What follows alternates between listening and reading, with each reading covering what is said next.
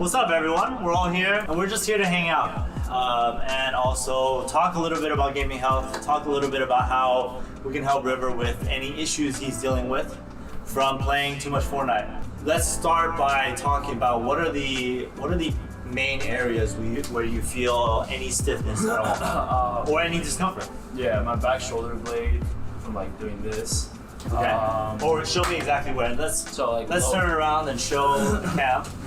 Alright, where? It's like right here. Here? My shoulder blade. Okay. Yeah. Right over here? Yeah, some lower back pain. Okay, so occasional low back, but primarily here. Yeah. Sure. When do you feel it here? When I'm like doing this too much. How much is too much? Like probably like 15 minutes. After 15 minutes, only in creative? I'm just like doing straight, yeah. So you can sit. So so he feels it in that region that we showed, and he feels it after 15 minutes or so of creative. How bad is it? 0 to 10? It's like tingling. It's weird, but it's pretty bad. Like if 0 is not tingling at all, 10 is completely numb, or there's a dart in your eyeball. 6. It's a 6. Okay. 6. And so when you play, what about when you play arena? Do you feel it at all? No. Okay. No. So hopefully you guys can tell there's a difference when you play something that is higher intensity, creative versus an arena game. And so he feels it a lot more. So we're gonna look into some things specific to that region to identify what the impairments might be. So yeah, we're gonna take a look at how his mid-back moves and actually show you. So we're gonna actually move this table back a little bit. You're gonna sit on that edge. And we're gonna show you how well his mid-back moves. We're gonna have him sit facing the wall here. Right over here, yep, good. And then you're gonna cross your hands like this, or interlock your fingers behind your neck, good. Feet flat on the ground. Right. Good, okay. So he's gonna sit up tall here, elbows together, like this, as close as you can. Okay. Good. And then now try to bring your elbows as far as you can towards the ceiling. So wait. Bring it close, yep, good. Keep them close and bring it all the way up. So look at his back. This should be arching, but it's completely straight. It's like an ironing board here. We can play beer pong on this back because of how straight it is. Normal range of motion allows the elbows to go all the way up towards the ceiling. And I feel some resistance here, some actual tissue block here. It should be all the way up here. Over on this side, you're gonna cross your shoulders. Again, sitting upright, feet flat on the ground. Good. Cross your shoulders like this, sit up tall. Good, and then rotate as far as you can to your right. Okay, good. Okay, you see that he can get roughly to 90 degrees, right? Good, although he's kind of tilting over. And now let's rotate to the left. So, good, sitting up tall, rotate as far as you can to your left. While it might look similar, there's a slight difference in how much you can rotate towards the left. So, rotate as far as you can. Okay, good. So does one side feel more stiff? This hurts. Yeah, this one hurts, right? Okay, and then go into the other side again. Okay, so rotating. What do you feel this? Middle of my leg, it's fine. And then when we were rotating to the left, you felt more like lower here. Got it. Okay, and then let's show them how you actually set up when you're playing. So if we're facing if this is where his monitor is and you're gonna face that way again and showcase, how do you set up in front of your computer? Yeah, so like my monitor's to the left, so like my body's angled this way. Got it, so do you feel like you're slightly rotated here? Yeah. Got it. Well, my chair's rotated, so not really, but... Okay. And then just imagine like the setup in front of you, how you would hold your arms up. The exact setup, yeah. So hopefully you guys can see this old man rounding here. And that definitely contributes to the fact that he can barely get into full extension for his mid-back or his thoracic spine. Okay, so we're actually gonna look into his mobility by doing some manual assessment of his mobility of his mid-back, and I'll talk through what I'm seeing here.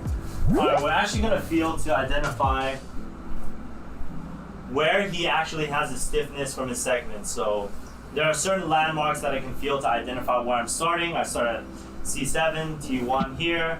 So there's 12 segments of the mid-back that we're gonna explore in terms of stiffness. Because he feels most of his stiffness on this side and in this region, we can identify what's stiff.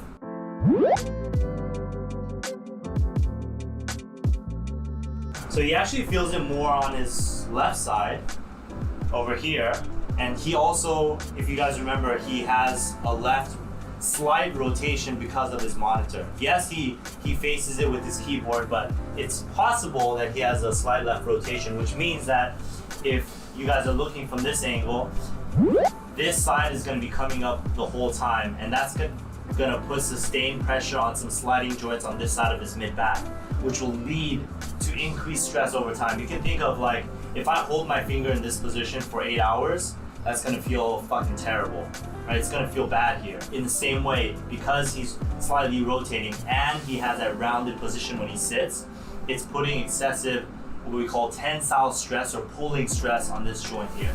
So that's also why he's feeling that it's a little stiff. So if we move down, oh, okay, this barely moves, great. And you're how old? He's 19 and it feels like I'm working on a 50-year-old's back. Falconer, you got competition, bro. You got competition on this man's back. Oh my God, it's stiff. Okay, so I'm actually gonna get to work on this and then show you guys if he can get increased extension as we, after we perform some interventions. But before we get to that, I wanna look at some of his mobility for his shoulder as well. Okay, so the first muscle I'm looking at is the pec minor. It's how much of his shoulder is elevated off of this desk over here. And if I press down here, not too bad. You can get all the way. It gets stuck a little bit. You feel that too, right? You feel that too. It gets stuck. And then here, his pec major. We look at his sternal fibers, clavicular fibers here. Okay, not too bad. And then we look at his lat. You can't really see here, but we're gonna see when this inferior angle or bottom of the shoulder blade lifts up, and it stops here. And I'm gonna block it to assess for another muscle. Yo, this is stiff. This is his right side, it stops here. And you feel that, and then so I'm gonna do pec minor first. You feel the difference? Yeah. You see how this side gets stuck? Yeah. This side goes all the way down. Yeah. Right? And then pec here. And then head over there. There we go. Okay, and then the moment of truth. How does this side feel compared to his left? Love it. Look how far it gets. But let me actually get to work on his back. So we're gonna do some manipulation.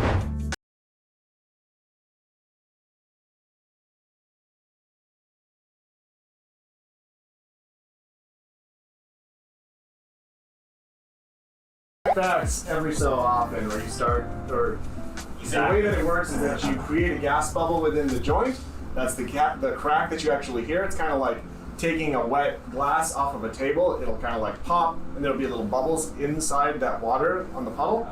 But you can only do that every so often because it takes a while for that gas to be reabsorbed into the fluid in the actual joint itself. So I worked on his mid back, and now feet flat. You're gonna do the same test. Interlock your fingers behind your neck. Yep, good. Elbows together.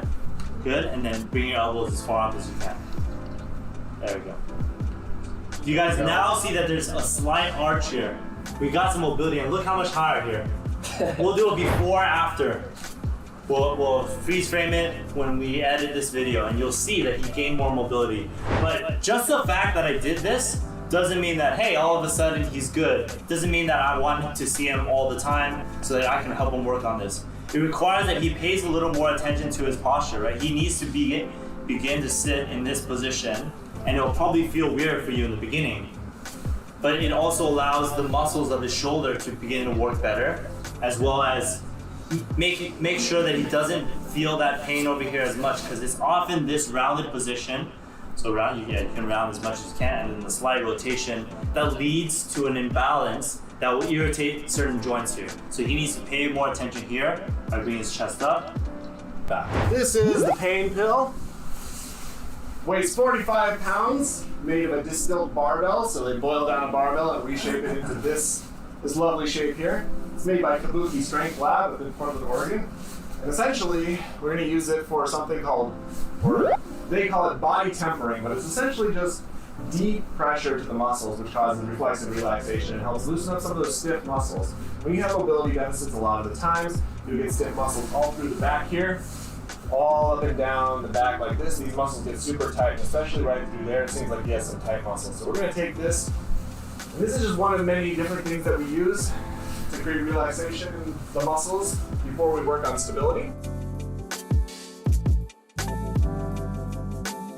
So how's it feeling, River? That's good. I tried doing this one more at the gym. Got it. I don't really know what I'm doing, but I kind of just go on. Yeah, well, Yeah, we're actually going to that's show you formal exercise that you can do. Something come off the table. So he's getting some deep pressure here on his muscles. Do you feel any change at the moment? Yeah, just feels tight. My hip. And we're gonna take this pill like this, go straight down, right on all those muscles between the shoulder blades.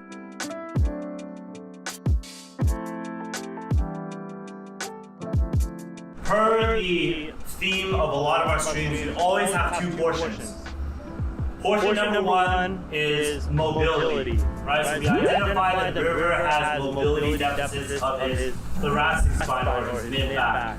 And two, on top of these mobility deficits, he also likely has some, likely needs to perform some exercises to work on that mobility. Hands behind your head. Yeah. Try to get those elbows up to the ceiling. Yep. Let's see it. Let's see. There we go. Look at that. You guys see that? You guys see the difference here? And what do you feel? You feel like you can move a lot more, right? Yeah. Yep. Good. And so, one thing for any lifter as well, your mid-back position is key here. Right? It allows you to get under the bar if you're doing an overhead press. It allows you to perform a front squat. So that's one key thing that he needs to work on in order to make sure that he minimizes some of that discomfort. So this is an easy exercise you can do where you're on your side. He's gonna bend his knees. He's gonna be on his side here like this. Yep. And then he's gonna have his arms together in front of him like that. Good. And he needs to start in a position where his back is straight. So you want to start with it straight. Good. And hopefully there's enough space here where you're gonna open up and rotate as far as you can. And you should feel some stiffness in your mid-back. Ideally, you want to keep one side down so he can feel that stretch in his mid-back. And you also got some cracks there, right? Good. And so he's trying to open it up as much as possible. We call these open books. You can do this in standing as well, right? So if I'm here, I have my left leg in front of me. I can do an open book by twisting to the left side. So you see how he's focusing a lot on his shoulder? He wants to actually focus more on his mid-back, right? So it's not leading, it is leading with your arm, but you want to make sure that your mid-back rotates. So that's your mid-back mobility. That's your mid-back mobility. So that's one option. What's another option for thoracic spine mobility? You're gonna put your hands behind your back like this. Kneel down in front of like a table or something like this. Hands are gonna be on there. And you're gonna look at camels like this. Right. You're arching your back. Boom. Also, if you guys remember, he had this stiff muscle here, so I'm going to show him one stretch that he can do with that. If you have stiffness on this side, what you want to do is you want to lean over to the left. Good. And then you want to try to bring this part of your pelvis towards the right. So you're leaning like this. So you feel it all along the right side here. Yeah. Yeah, that's it. Yeah? Okay, and if you actually tighten your stomach a bit, you'll feel it a little more. And so you're trying to really elongate this side, right? You feel it all through here. Right, so just to review, right? He has this discomfort in his back right here. And a main reason is because when he sits, he is just super rounded, right? And so he needs to work on sitting a little more upright with his chest up. Boom. And then work on doing the mobility exercises in between the open books and then the mid-back extension that Elliot was demonstrating. So that's sort of an overview of how we typically approach working with gamers if we're with them in person. Again, if you want something that's a little more specific, you can reach out to us. But yeah, we really appreciate you guys tuning in. Any last questions, last comments, last thoughts? What's a motivational thing that you tell your chat? Say, yo, This is River. You know, if you have to question if you want it, you don't really want it. All right, that's my word of There it advice. is. That's Big the facts end. right there. That's the end. All right, everybody. Thanks River for out. tuning in. Make sure you follow us on socials. That's right. Out. Don't forget to like, comment, and subscribe. And if you need individualized coaching for your injuries, sleep, exercise, or nutrition, you can check out our Patreon. And of course, you can catch us live on YouTube or Twitch. Play more, hurt less.